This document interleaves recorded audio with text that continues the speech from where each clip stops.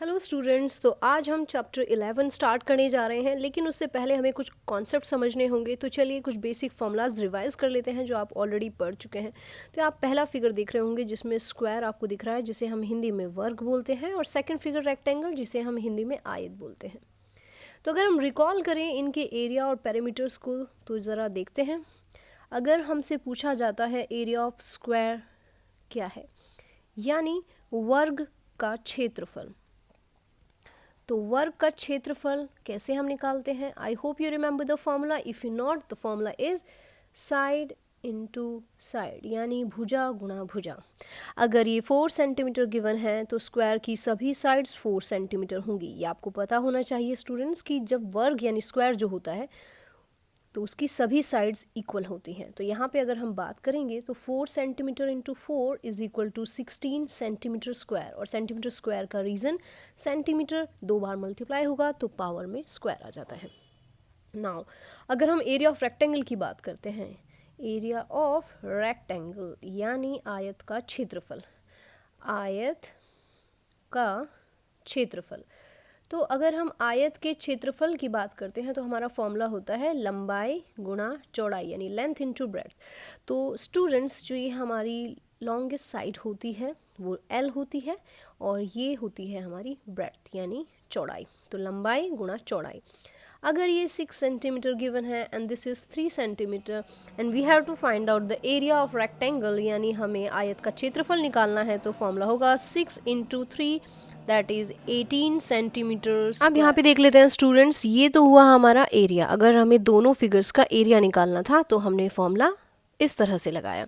वहीं अगर अब हमें पेरीमीटर यानी परिमाप निकालना है तो पेरीमीटर ऑफ स्क्वायर, तो अगर स्क्वायर के पेरीमीटर की बात करते हैं यानी वर्ग का परिमाप, वर्ग के परिमाप की अगर हम बात करते हैं तो फॉर्मूला होगा हमारा side 4 into sides, 4 into sides, यानी 4 गुणा भुजा। तो देखते हैं इसमें हम परिमाप कैसे निकाल सकते हैं। तो पहले तो स्टूडेंट्स मैं आपको रिकॉल करा देती हूँ। परिमाप मतलब होता है कि उसकी बाउंड्री को हमें कवर करना है। फॉर एग्जांपल, आप यहाँ से चलना स्टार्ट करते हैं और उसकी बाउंड्री पर चलते रहते हैं, और जितना कवर आप करते हैं वही इसका परिमाप यानी पेरीमीटर होता है। तो 4 को हमने 4 सेंटीमीटर से मल्टीप्लाई किया, इट इज़ 16 सेंटीमीटर। ये हुआ पेरीमीटर ऑफ स्क्वायर। अब अगर हम बात करते हैं अपने इस फिगर की जहाँ पे पेरीमीटर हमें निकालना है, तो देखिए 2 बार लेंथ है और 2 बार हमारे पास ब्रेड्थ है। तो इसके लिए हमारा फॉर्मूला जो होता है पेरीमीटर ऑफ अ रेक्टेंगल, यानी एक आयत का परिमाप 2L प्लस बी, 2 बार L होता है, 2 बार B जो अभी मैंने आपको बताया, आयत का परिमाप। सो 2 लंबाई यानी लेंथ क्या होगी हमारी यहाँ पे 6 सेंटीमीटर, ब्रेड्थ यानी चौड़ाई होगी 3 सेंटीमीटर। सो 2 यहाँ ब्रैकेट में 9 सेंटीमीटर, सो 2 9 18 सेंटीमीटर हमारे पास आंसर आएगा। तो आई होप स्टूडेंट आपको समझ में आया होगा कि एरिया और पेरीमीटर स्क्वायर और रेक्टेंगल के लिए हम कैसे निकालते हैं, यानी वर्ग और आयत का परिमाप एवं क्षेत्रफल। तो अब आप कैलकुलेट कर सकते हैं। तो चलिए स्टार्ट करते हैं अपनी एक्सरसाइज 11.1, और उसके बाद जब भी फॉर्मूलाज की ज़रूरत पड़ेगी तो I will explain you with the figure. तो चलिए स्टूडेंट्स क्वेश्चन रीड करते हैं। क्वेश्चन क्या है हमारा, a square and rectangular field with measurements as given in the figure have the same perimeter. तो ये बताया गया है कि दोनों का जो पेरीमीटर है वो इक्वल है। Which field has a larger area, तो दोनों में से किसका ज़्यादा एरिया होगा ये हमें फाइंड आउट करना है। तो ये फाइंड आउट करने के लिए स्टूडेंट्स आप अगर यहाँ देखते हैं तो ये रेक्टेंगल है यानी हमारा आयत, और रेक्टेंगल की लेंथ हमें गिवन है, ब्रेड्थ हमें नहीं गिवन है।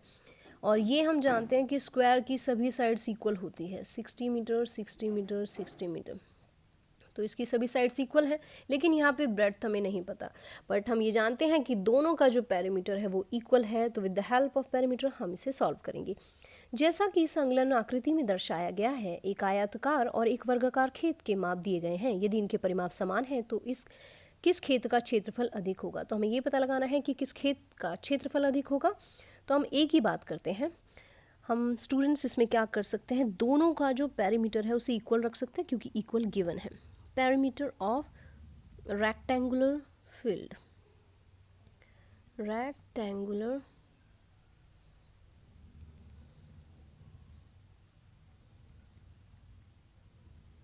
यानी आयताकार खेत का परिमाप, जो कि बराबर होगा पेरीमीटर ऑफ स्क्वायर फील्ड के, पेरीमीटर ऑफ स्क्वायर फील्ड। यानी ये पेरीमीटर ऑफ स्क्वायर फील्ड का मतलब यहाँ पे आपको देखना है, स्क्वायर का मतलब वर्ग खेत का परिमाप। तो देखिए स्टूडेंट्स, फॉर्मूला सबसे पहले रेक्टेंगल का लगाएंगे 2l प्लस बी, और यहाँ पे होगा 4 इंटू साइड्स मीन्स 4 इंटू भुजा। नाउ क्या हमारे पास बाकी चीजें गिवन है? तो देखिए जैसा कि मैंने अभी आपको बताया था कि b हमारे पास नहीं है स्टूडेंट्स, तो b हमारे पास नहीं है, यानी ब्रेड्थ हमारे पास नहीं है, लंबाई यहाँ गिवन है, ब्रेड्थ नहीं है। यहाँ पे साइड सभी 60-60 हो जाएंगी। तो 2l, l इज यहाँ पे 80 प्लस b रखेंगे क्योंकि b हमें फाइंड आउट करना है। 4 इंटू साइड, साइड क्या है 60 मीटर फॉर द स्क्वायर, यानी भुजा जो है हमारे वर्ग की 60 है।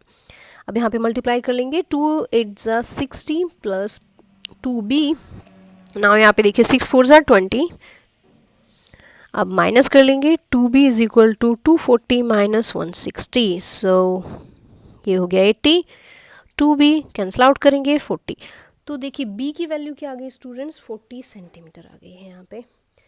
अगर b हमारे पास अब यहाँ पे 40 सेंटीमीटर है, तो अब हमें यहाँ पे फाइंड आउट करना है दोनों का एरिया। तो एरिया ऑफ स्क्वायर यानी वर्ग का क्षेत्रफल हमें यहाँ पे ज्ञात करना है, वर्ग का क्षेत्रफल, that is side into side और भुजा गुणा भुजा, भुजा इंटू भुजा।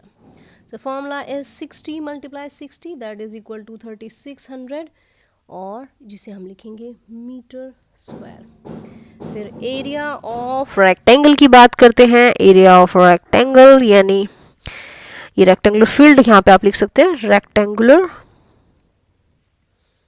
Field, area of rectangular field यानी आयताकार खेत जो है उसका क्षेत्रफल, आयताकार खेत का क्षेत्रफल।